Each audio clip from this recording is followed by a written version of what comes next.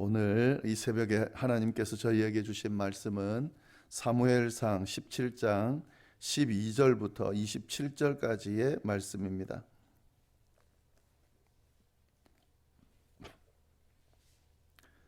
사무엘상 17장 12절부터 27절까지의 말씀, 제가 가지고 있는 성경으로 구약 성경 436페이지에 있습니다. 우리 함께 이 말씀 교독하도록 하겠습니다.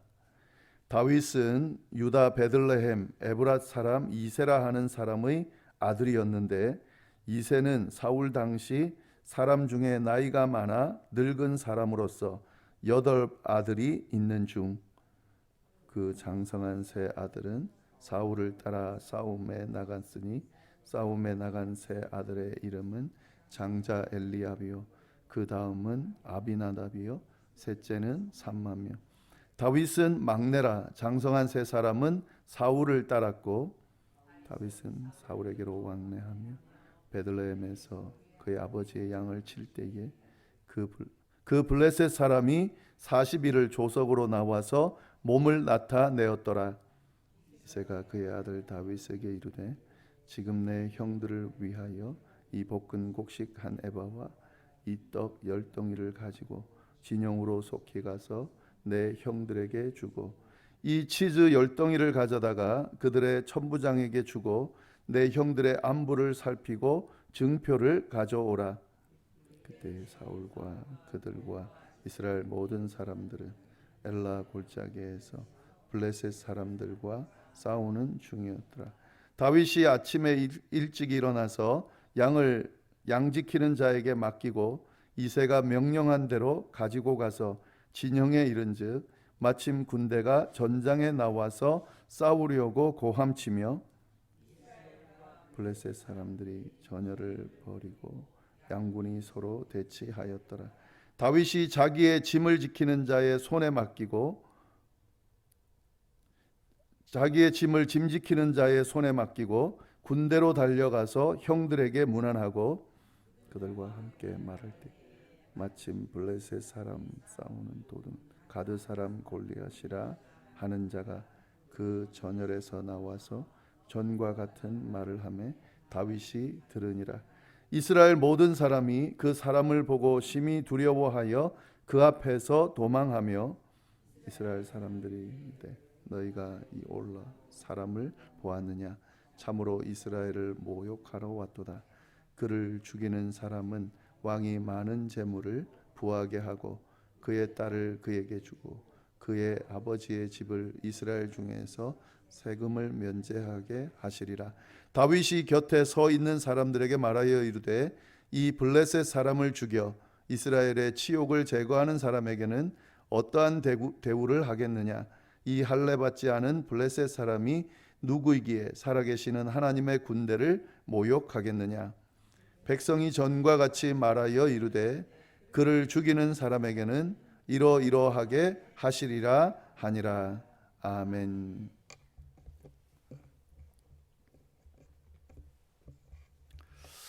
네, 지금 이 본문의 상황은 블레셋과 이스라엘이 전쟁을 치르기 위해서 대치하고 있는 그런 상황입니다. 그리고 골리앗이 대표로 나와서 싸우자고 지금 도발하고 있는 그때의 이야기입니다. 이럴 때에 다윗이 등장하는데요. 바로 오늘 본문 내용이 그 내용입니다. 먼저 다윗의 소개를 좀 보시면 좋겠는데요. 물론 앞에서도 다윗에 대해 소개가 되어 있지만 12절부터 이 다윗에 대한 소개가 또 이어지고 있습니다. 12절 말씀 보시면 이렇게 되어 있습니다. 다윗은 유다 베들레헴 에브랏 사람 이세라 하는 사람의 아들이었는데, 이세는 사울 당시 사람 중에 나이가 많아 늙은 사람으로서 8 아들이 있는 중. 이렇게 하면서 이제 다윗에 대한 소개가 나오고 있는데, 이 다윗의 소개를 하는 의도를 잘 보면은요, 이 뒤에 쭉 보시면 다윗을 이렇게 소개하는 의도가 있습니다. 먼저 그는 유다 베들레헴 에브랏 사람 이세의 8번째 아들이다, 이렇게 소개되고 있는데, 앞에서 소개했던 내용에다가, 이건 앞에 소개했던 내용이고요, 어떤 내용이 추가되어 있냐면 아버지 이세는 늙었고 그리고 그런 늙은 이새의 아들 8명 중에 한 명이다. 그리고 14절에 보면 다윗은 막내다 이렇게 소개를 하고 있습니다. 왜 이렇게 소개를 할까? 뭐 있는 그대로를 소개하고 있지만은요, 이쁘고 귀여운 막내다 뭐 이런 의미의 소개를 하는 걸까? 잘 보시면 그런 의도가 아니라요, 별로 기대할 것이 없는 하찮은 다윗이다 하는 그런 의미의 소개입니다. 이새는 아주 늙었고, 그리고 8아들이 있는데 그 중에 막내다. 그는 별로 기대할 것이 없는, 이새에게 있어서는 별로 기대할 것이 없는 아주 작은 소년, 하찮은 막내에 지나지 않는다라는 그런 의미의 소개입니다. 왜 이렇게 이해할 수 있냐면요, 그 다음에 나오는 내용들을 보면 형들을 이야기하는데 그 7형 중에 첫째, 둘째, 셋째 형을 이야기합니다. 근데 그 형들을 이야기하는 내용을 보면은 이런 의미라는 것을 알 수가 있습니다. 13절 보시면 이렇게 되어 있죠. 그 장성한 세 아들은 사울을 따라 싸움에 나갔으니 싸움에 나간 세 아들의 이름은 장자 엘리압이요, 그 다음은 아비나답이요, 셋째는 삼마다. 지금 이 세 아들은 앞에서도 소개가 돼 있죠. 다윗에게 기름을 부으러 사무엘이 갔을 때에 이 세 아들들이 쭉 나올 때 이 세 아들은 언급이 되고 있습니다. 첫째 엘리압부터 사무엘이 봤을 때, 야, 이 사람은 왕이 될 만한 사람이구나 할 정도로 외모가 출중하고 능력 있어 보이는 그런 사람이었습니다. 그런 세 아들이 지금 소개가 되고 있는데, 장성한 세 아들이다 이렇게 소개하고 있죠. 막내 다윗이다. 그런데 이 세 아들은 장성한 세 아들이다. 막내와 장성한 아들들, 비교가 되는 거죠. 그리고 그들은 지금 전쟁터에 나간 군인이다 이렇게 소개를 하고 있죠. 다윗과 비교해서는 아주 차이가 납니다. 그래서 14절 보시면은 그 차이를 이렇게 이야기를 합니다. 다윗은 막내라. 장성한 세 사람은 사울을 따랐다. 막내인 다윗과 장성한 세 아들, 그리고 군인으로서 사울을 따라 나가서 역할을 하고 있는 사람. 15절 보시면은요, 다윗에 대해서 또 이어서 소개하는데, 다윗은 사울에게로 왕래하며 베들레헴에서 그의 아버지의 양을 칠 때에, 이 사울에게로 왕래한다는 건 앞에 내용을 알면 알 수가 있죠. 사울이 그 하나님의 영이 떠나고 악한 영이 이제 그를 지배하게 되고, 악한 영에 사로잡혀 있으니까 주변에 있는 신하들이 악기 타는 그런 사람을 좀 불러가지고 악기를 좀 타게 하라고, 그러면은 좀 안정이 될 거라고. 그래서 다윗을 소개하고 다윗이 가서 사울 옆에서 악기를 타는 그 일을 앞에 한다는 내용이 나옵니다. 지금 그걸 하는 거예요. 근데 거기 옆에만 있었던 건 아닌 것 같아요. 왕래했다고 하는 거 보니까 필요할 때 가서 악기 타주고 다시 집에 오고, 그리고 아버지 양을 그가 쳤다 하는 거죠. 이 세 형들과 다윗의 둘을 비교하면서 지금 다윗이 정말 별로 하는 것이 없는, 기대할 것이 없는, 특히 이 나라를 살리는 일에 대해서는 별로 기대할 것이 없는 그런 존재, 하찮은 존재로 지금 드러나고 있습니다. 그럴 때에 무슨 일이 있었는가? 16절, 그 블레셋 사람이 40일을 조석으로 나와서 몸을 나타내었다. 골리앗이 지금 나와가지고 계속 이스라엘을 도발하면서 그렇게 대치한 기간이 40일이 됐다 하는 거죠. 자, 이런 상황에서 하찮은 다윗, 지금 소개되는 다윗은 과연 뭘 할 수 있을까? 근데 이 뒤에 내용을 보면은 다윗이 엄청나게 큰 일을 감당하게 되죠.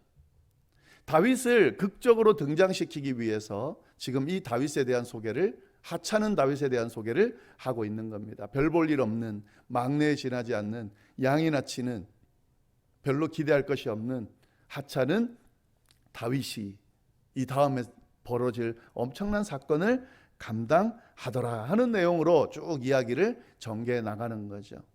왜 그럴까요? 그 이유가 분명하죠. 그 내용을 우리가 한번 보도록 하겠습니다. 그 다음 내용을 보면은요, 이 다윗의 아버지가 다윗에게 이제 전쟁터에 가서 형들에게 음식을 전해주라는 심부름을 시킵니다. 예, 다윗의 의도와 상관없이 전쟁터로 가게 되죠. 물론 심부름을 하러 가는 거지만 다윗이 전쟁터로 나가게 됩니다. 16절부터 18절까지 말씀을 쭉 보시면은요, 네, 내용이 쭉 나오죠. 17절부터 이새가 그의 아들 다윗에게 이르되 지금 내 형들을 위하여 이 볶은 곡식 한 에바와 이 떡 10덩이를 가지고 진영으로 속히 가서 내 형들에게 주고 이 치즈 10덩이를 가져다가 그들의 천부장에게 주고 내 형들의 안부를 살피고 증표를 가져오라. 이 다윗에게 지금 맡겨진 임무는 심부름입니다. 그냥 단지 형들에게 이 음식 가져다 주고 그리고 그들이 안전한지를 아버지에게 알려주는 아주 간단하면서도 누구나 할 수 있는 그런 심부름이 주어졌다 하는 거죠. 근데 이렇게 시작된 이 작은 하찮은 심부름이 어떤 결과를 낳는지 우리가 기대하면서 또 볼 수 있어야 되겠습니다. 다윗은 아버지가 시키는 대로 심부름을 떠납니다. 22절 다윗이 아침에 일찍 일어나서 양을 양지키는 자에게 맡기고 이새가 명령한 대로 가지고 가서 진영에 이른즉 마침 군대가 전장에 나와서 싸우려고 고함쳤다. 여기서 우리가 또 다윗의 모습 하나를 또 잘 주목해서 봐야 되는데요.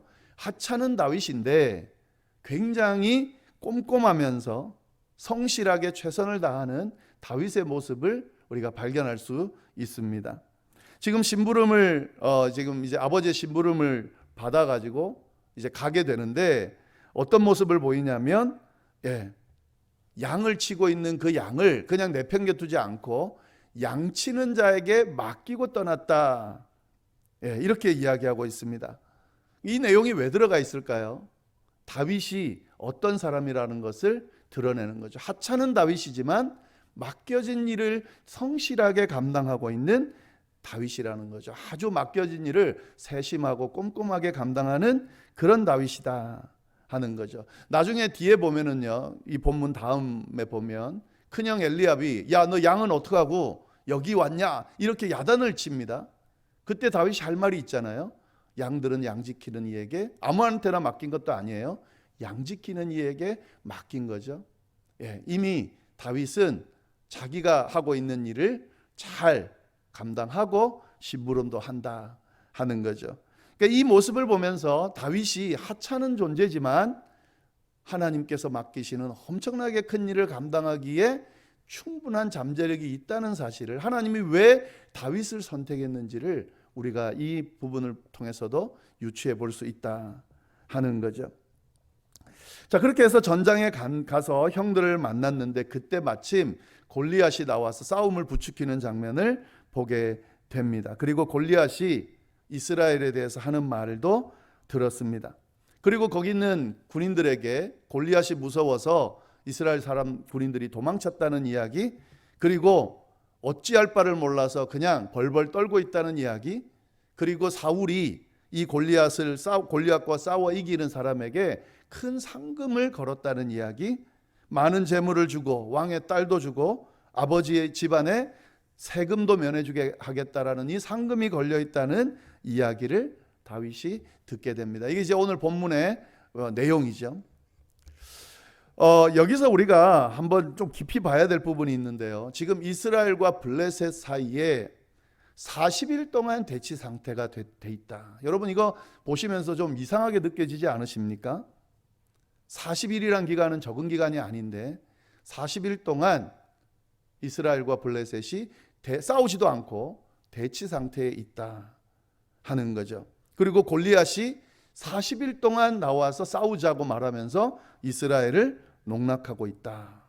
아무도 나서지 않고 있고 큰 상을 걸어도 아무도 나서지 않고 있다. 여러분 이걸 보면서요, 좀 아이러니하다는 것을 우리가 발견해야 됩니다. 왜냐하면 지금 누가 봐도 블레셋이 우세하고 골리앗과 싸울 그 누구도 40일 동안 나오지 않는 그런 상황입니다. 이 정도 되면 누가 이긴다고 봐야 됩니까? 블레셋이 이긴다고 봐야 되죠. 지금 이스라엘과 싸움이 안 되고 있는 거예요. 그러면 블레셋이 이긴다라고 하면 어떻게 해야 되겠습니까? 블레셋이 싸워서 이스라엘을 쳐서 이기면 되는 거예요.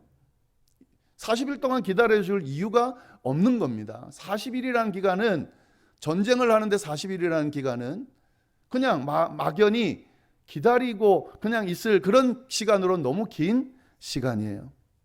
근데요, 웃긴 건요, 그렇게 우세한 블레셋이 이스라엘을 치지 못하고 40일 동안 대치 상태에 있다는 거죠. 그리고 40일 동안 골리앗이 똑같은 행동을 반복하고 있다 하는 거죠. 강력한 블레셋, 그리고 누구도 범접할 수 없는 골리앗 장수가 있는 블레셋이 40일 동안 이스라엘을 공격하지 못하고 치지 못하고 이기지 못하고 있다라는 아이러니죠. 왜 그럴까요? 이건 하나님이 주도하는 전쟁이고요. 하나님이 블레셋의 이스라엘을 넘기지 않았기 때문에 이길 수가 없는 거죠. 하나님이 지금 허락하지 않았기 때문에 블레셋이 아무리 강하다 하더라도 이스라엘을 지금 공격할 수 없는 거죠. 이스라엘을 이길 수가 없는 거죠. 여러분, 이 이스라엘의 역사를 보면은 어떤 역사가 있냐면요, 어떤 전쟁이든 그게 상대방이 강하든 강하지 않든, 이스라엘이 강하든 약하든, 어떤 전쟁이든 하나님이 함께하는 전쟁은 반드시 이겼습니다. 하나님께서 허락하신 전쟁은 반드시 이겼습니다. 이게 이스라엘의 역사를 통해 드러나는 진리거든요. 지금 이 전쟁도 마찬가지예요. 하나님께서 이스라엘을 넘기지 않으셨기 때문에 블레셋이 절대 이길 수가 없는 거죠. 하나님이 넘기지 않은 전쟁, 하나님이 함께하는 전쟁, 하나님이 주도하는 전쟁, 하나님이 책임지는 전쟁은 블레셋이 아무리 강하다 하더라도, 골리앗이 아무리 강하다 하더라도 이길 수가 없다 하는 거죠. 40일 동안 그냥 대치 상태로만 있을 수밖에 없다 하는 거죠. 이 부분을 우리가 좀 잘 봐야 되고요. 또 아이러니한 것은 40일 동안 이 블레셋이 공격해오지 못하는 것을 하나님이 함께하고 주도하기 때문이라는 것을 40일 정도 되면 이스라엘 중에 누구 한 명은 깨달았어야 돼요. 왜냐하면 이스라엘의 역사를 통해 끊임없이 하나님이 보여줬기 때문에 40일 동안 대치되고 이런 상황에서 블레셋이 공격해오지 못하는 그런 상황이라면, 아, 하나님이 함께하는구나, 하나님이 전쟁을 주도하는구나, 하나님이 전쟁을 이기게 하시겠구나 라고 생각하고 판단하고 나가서 싸워서 이겨야 되는, 이미 하나님이 이기게 하신 전쟁이기 때문에 그렇게 해야 되는데 누구도 그걸 깨닫지 못하고 나서지 않고 있다 하는 거죠. 심지어 사울은 그렇게 해야 돼요. 사울은 왕이잖아요. 이스라엘의 군대를 책임지고 하나님께서 주도하는 전쟁을 하는 왕인데 전혀 지금 그러지 못하고 있고, 기껏해서 해결 방법은 뭐예요? 골리앗을 이기는 사람에게 상 주겠다는 걸로 끝내고 있다는 거죠. 이 40일간의 대치 상태가 이런 의미를 가지고 있는 겁니다. 자, 그런데 하찮은 다윗이 등장했습니다. 근데 이 하찮은 다윗이 등장하면서부터 분위기는 달라진다 하는 거죠. 다윗은 이스라엘의 역사 가운데 주어지는 그 교훈을 분명히 알고 있는 사람이었습니다. 하나님이 함께 하시면 그 전쟁이 어떻게 된다는 사실을 분명히 알고 있는 사람이라는 거죠. 그래서 그 모습을 딱 보고 누구도 그렇게 생각 안 했는데 다윗이 딱 보고는 다르게 바라보고 다르게 행동한다 하는 거죠. 다윗이 보고 먼저 한 말이 뭡니까? 저 할례 받지 못한 블레셋 사람이 살아계신 하나님의 군대를 능욕하고 있구나, 이렇게 평가를 한다는 거죠. 완전히 관점이 다르죠. 할례 받지 못한 블레셋 사람 뭡니까? 하나님이 함께하지 않는 하찮은 이방인. 그리고 이스라엘 군대를 어떻게 보는 겁니까? 하나님의 군대. 그것도 어떤 하나님의 군대요? 살아계신 하나님의 군대로 보고 있다 하는 거죠. 자, 이런 관점에서 이 전쟁을 바라보는 다윗에게 있어서 전쟁의 결과는 어떻게 되겠습니까? 당연히 이스라엘이 이기는 거죠. 이 이전의 이스라엘 역사 가운데 항상 그랬거든요. 살아계신 하나님의 군대, 이스라엘 백성들이 가는 곳마다 하나님을 모르는 이방인들, 할례받지 못한 사람들과의 전쟁에서 하나님은 늘 이기도록 인도하셨다는 사실을 다윗이 분명하게 알고 있었기 때문에 이 전쟁도 이기는 전쟁이라는 사실을 보게 된 거죠. 그래서 당당하게 나서는 겁니다. 골리앗이 뭐 키가 뭐고 덩치가 어떻고 이런 거는 별로 중요하지 않아요. 다윗에게 있어서는. 블레셋이 얼마나 강한지, 얼마나 엄청난 군사를 데리고 왔는지는 별로 중요하지 않습니다. 이스라엘이 지금 두려움에 떨고 있고 도망친 사람도 있고 이것도 별로 중요하지 않습니다. 심지어는 이기는 자에게 큰 상금을 주겠다라고 하는 그 상금도 별로 그에게는 중요하지 않습니다. 나이든 아버지의 막내 아들, 양이나 치는 하찮은 자신의 모습도 그닥 중요하지 않습니다. 살아계신 하나님의 군대, 하나님의 백성, 하나님의 사람이라고 하는 것이 그에게 있어서는 중요하다 하는 거죠. 이런 관점을 가지고 다윗이 나서고요. 어떻게 합니까? 골리앗을 당당히 싸워서 이기게 되죠. 골리앗 앞에서 그가 한 고백을 보면은 어떤 믿음을 가지고 있는지 우리가 확실하게 알 수 있습니다. 45절 말씀이죠.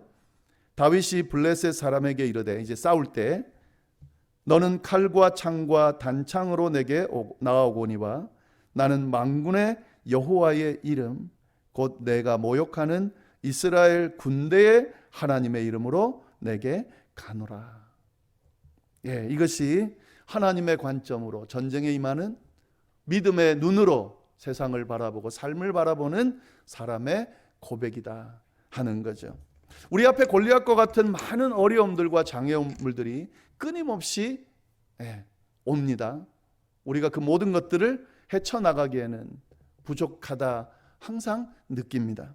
그러나 그 어떤 골리앗과 같은 장애물이라도 만군의 여호와께서 나와 함께 하시고 이 전쟁을 주도하신다라고 하는 관점으로 바라보면 사실 아무것도 아닌 거예요. 하나님이 이미 이기게 하셨고 승리케 하셨습니다. 누가 이 관점으로, 이 믿음으로 한 발을 딛고 나가느냐 하는 것이 승패를 좌우하는 거다 하는 거죠.